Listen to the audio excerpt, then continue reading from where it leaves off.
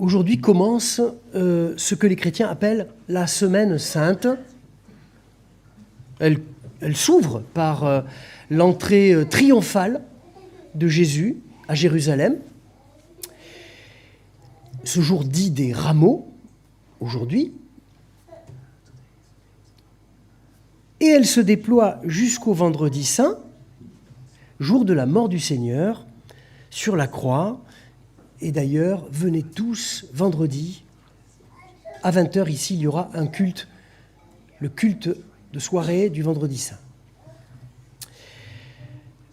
Et aujourd'hui, nous célébrons donc cette entrée de Jésus, monté sur un ânon qui est acclamé par la foule, cette foule qui dépose devant lui des vêtements et des branches, des rameaux, en criant « Hosanna ». Et cette scène est racontée par les 4 évangiles. Et je crois qu'elle nous pose une grande question, qui est celle de la rencontre avec celui qui vient. Quel Seigneur s'invite ce jour-là dans la ville de Jérusalem? Quel Seigneur entre dans la vie des hommes ce jour-là? Mais aussi la question inverse. Quel Dieu attendons-nous? Quel Dieu voulons-nous accueillir dans notre vie, frères et sœurs? J'ai choisi de lire ce récit dans la version de Matthieu, qui comporte une originalité qui a capté mon attention et je l'espère qu'il captera la vôtre aussi. Donc Jésus est en route, il est monté sur un ânon, et voici la suite du récit en Matthieu 21, à partir du verset 8. Le peuple, en foule, étendit ses vêtements sur la route. Certains coupaient des branches aux arbres et en jonchaient la route. Les foules qui marchaient devant lui et celles qui le suivaient criaient « Hosanna au fils de David !» Béni soit au nom du Seigneur celui qui vient, Hosanna au plus haut des cieux. Quand Jésus entra dans Jérusalem, toute la ville fut secouée. Qui est-ce? Disait-on. Et les foules répondaient, c'est le prophète Jésus de Nazareth en Galilée. Puis Jésus entra dans le temple et chassa tous ceux qui vendaient et achetaient dans le temple. Il renversa les tables des changeurs et les sièges des marchands de colombes. Et il leur dit, il est écrit, ma maison sera appelée maison de prière, mais vous en faites une caverne de bandits. Des aveugles et des infirmes s'avancèrent vers lui dans le temple, et il les guérit. Voyant les choses étonnantes qu'il venait de faire et ces enfants qui criaient dans le temple, « Hosanna au fils de David !» les grands prêtres et les scribes furent indignés. Et ils lui dirent, « Tu entends ce qu'ils disent ?» Mais Jésus leur dit, « Oui, n'avez-vous pas lu ces paroles ? Par la bouche des tout-petits, des nourrissons, tu t'es formé une louange. »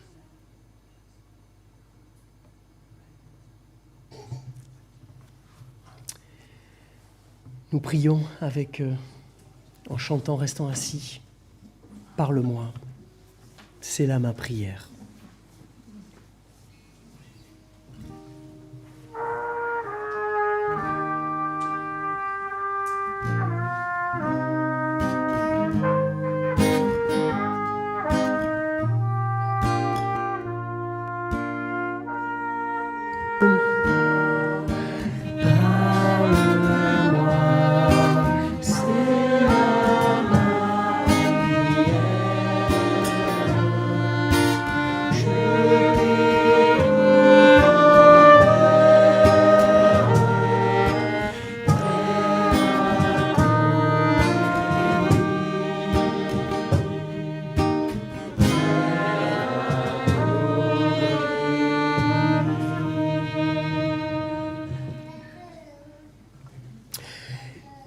Je ne sais pas si vous ressentez la puissance du vacarme qui entoure ce récit.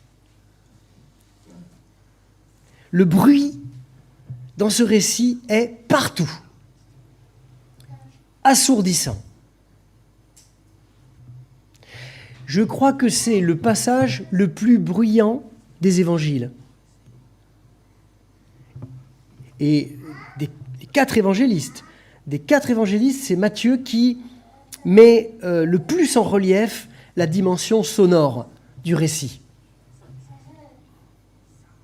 Bon, d'abord à cette époque de l'année, à Jérusalem, il y a des masses de pèlerins qui sont venus de partout, des quatre coins de la Méditerranée, d'Asie mineure, d'Orient, du Sud arabique, pour la fête de Soukhot. Alors, ceux qui ont visité la synagogue, là, sont des spécialistes maintenant, hein. La fête des récoltes. Et ces foules se mettent à crier à la vue de Jésus. Le verbe grec qui est utilisé insiste sur la puissance du cri de la foule.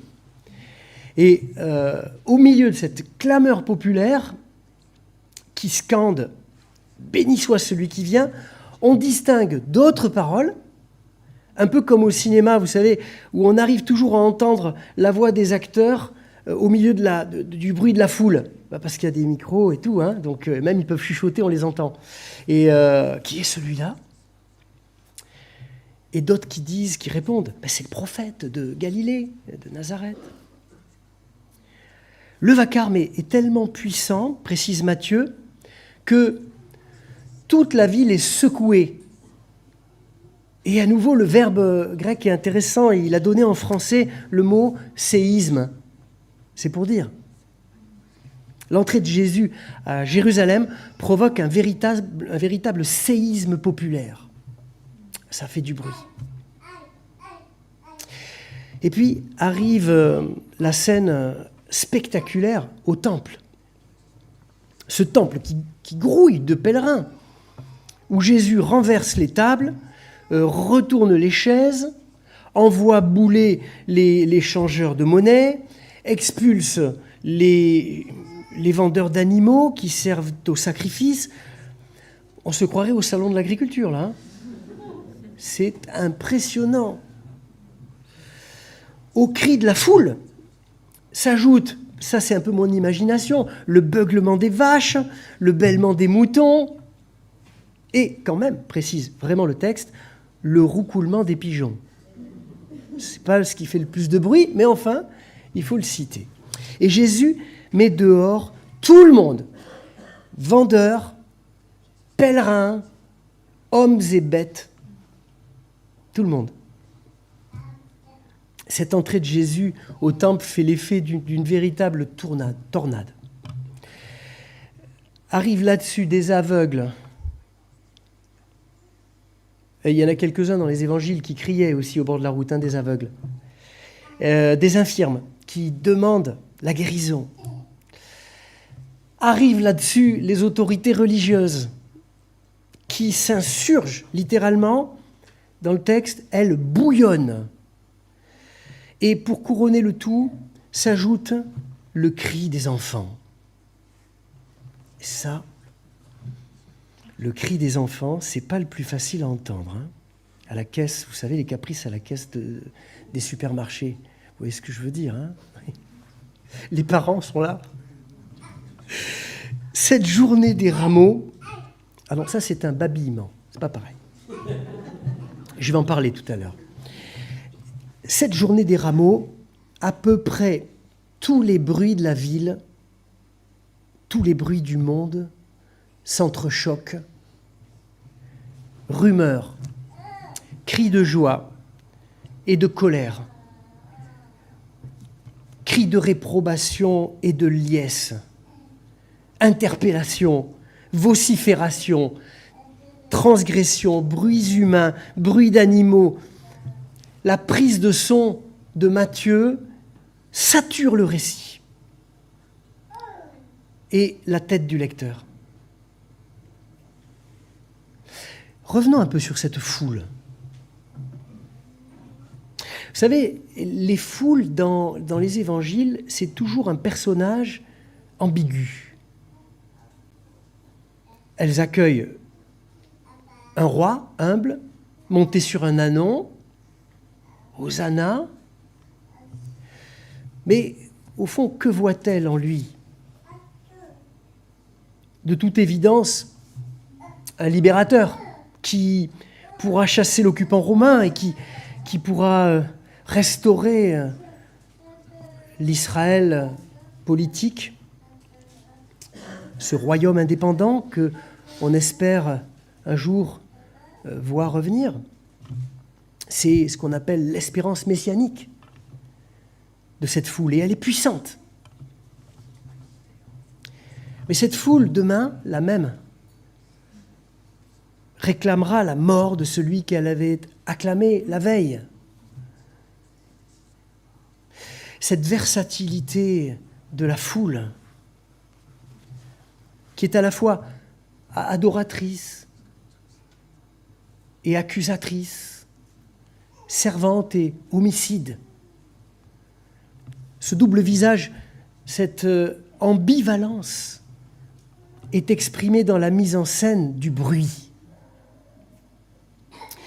Dans ce vacarme ambiant, par 2 fois, pas plus, 2 fois, Jésus va prendre la parole. Il ne hurle pas, comme l'aurait fait un tribun politique excité par la ferveur populaire. On en a quelques-uns dans notre paysage politique français. Non, il dit simplement 2 choses en citant les Écritures. Au moment où il chasse les marchands du temple, sans crier, il dit « Ma maison sera appelée une maison de prière, mais vous en faites une caverne de bandits. » Cette parole-là, elle exprime, je l'entends comme ça, une opposition inconciliable entre 2 mondes. 2 mondes que tout oppose. D'un côté, la prière, de l'autre côté, les bandits. D'un côté, la maison de prière, de l'autre côté, la caverne. Le bruit tapageur d'une horde vociférante, et puis, de l'autre, la parole simple et claire de Jésus, celle d'un dialogue intime avec Dieu, qui s'expérimente dans la prière. Et Jésus prend la parole une seconde fois, pas plus, quand il va répondre aux prêtres qui sont bouillonnants de colère. Il leur dit ceci: « N'avez-vous jamais lu ces paroles ? Par la bouche des tout-petits et des nourrissons, tu t'es formé une louange. » Jésus répond à leur colère en évoquant le babil du nourrisson. Et je trouve merveilleux que ce matin, on en entende partout. Merci Seigneur, que c'est beau. Laissez-le surtout. Ce n'est pas le hurlement, ça peut dégénérer des fois, mais ce n'est pas le hurlement des enfants, c'est le babil. C'est cette toute petite voix charmante du bébé qui est rassasié et qui contemple sa maman. Oh, ça, c'est quelque chose. C'est craquant, c'est beau. Ce babil dont parle le psaume 8, cité par Jésus ici, est suivi d'une phrase, on peut l'afficher d'ailleurs, une phrase que les prêtres, qui n'est pas dite dans la bouche de Jésus, mais que les prêtres ont, évidemment, dans la mémoire. Ils connaissent la Bible mieux que quiconque. Par la bouche des tout-petits et des nourrissons, tu as fondé une force contre tes adversaires pour réduire au silence l'ennemi revanchard. Jésus évoque le murmure de la prière, la force d'une prière qui impose le silence. Et au début de cette semaine de la Passion, au moment où Jésus entre à Jérusalem, ce récit de Matthieu nous place en réalité entre deux extrémités, le vacarme et le silence.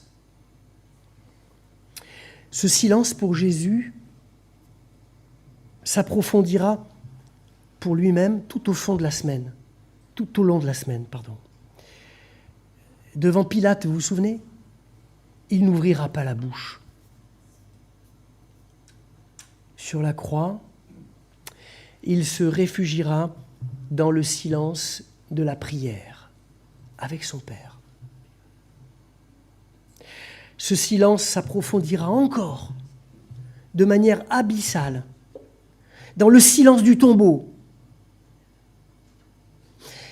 Et plus encore, 3 jours après, au matin de Pâques, silence insoutenable devant le tombeau vide.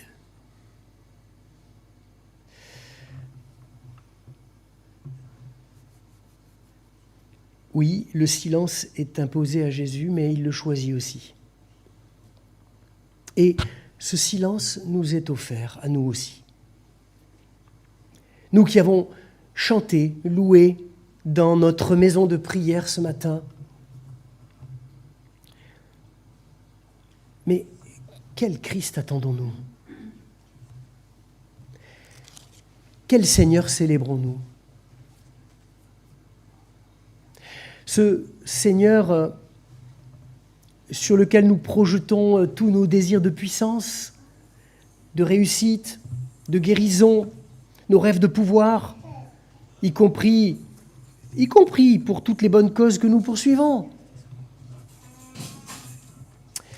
Ou bien, attendons-nous un Seigneur qui, sans bruit, fait résonner une parole vive et claire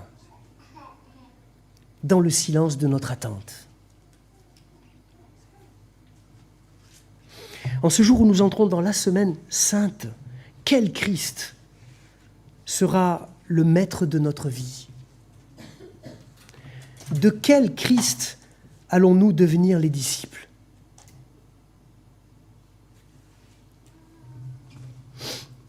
À la toute fin du Nouveau Testament, il y a une phrase qui fait écho à toutes ces questions. Dans le livre de l'Apocalypse au chapitre 3. On peut l'afficher s'il vous plaît. Voici, je me tiens à la porte et je frappe. Si quelqu'un entend ma voix et ouvre la porte, j'entrerai chez lui, je dînerai avec lui et lui avec moi. Le Seigneur se tient à la porte. Il ne martèle pas à coups de poing cette porte pour nous imposer sa présence. Il frappe délicatement et le verbe grec employé suggère qu'il donne une pichenette. Et même, ce verbe sert à définir un jeu d'instruments, de musique. Je frappe à la porte. Si quelqu'un entend ma voix, continue le texte. Si quelqu'un entend ma voix, ce qui sous-entend qu'il faut tendre un peu l'oreille pour percevoir ce bruit délicat du Seigneur à la porte de notre cœur. Si quelqu'un entend ma voix et ouvre la porte, j'entrerai chez lui. Le Seigneur vient jusqu'à toi. Je dînerai avec lui et lui avec moi. Le dîner, c'est c'est le repas du soir. L'heure où l'on se parle dans la réciprocité, dans l'écoute mutuelle, le calme et la confiance. Moi, j'aime penser au Seigneur vivant, crucifié, ressuscité, comme à ce visiteur délicat et discret, mais insistant, qui gratte à la porte de ma vie sans la défoncer, qui ne fait pas irruption, mais qui s'approche à la tombée du soir pour une rencontre, peut-être pour des retrouvailles nourrissantes. Il s'agit d'un repas, pour un dialogue apaisant, intime, pour un huis clos dont je serai le seul témoin émerveillé et vivifié, pour un moment de grâce incomparable. Le Seigneur Jésus vivant ne vient pas dans le fracas des évidences joyeuses ou furieuses. Il vient à toi, il entre chez toi, ma sœur, mon frère, dans le silence, là où sa parole et la tienne peuvent enfin se rencontrer, se donner l'une à l'autre, raisonner ensemble et construire un monde nouveau, un monde de grâce et de paix. Amen.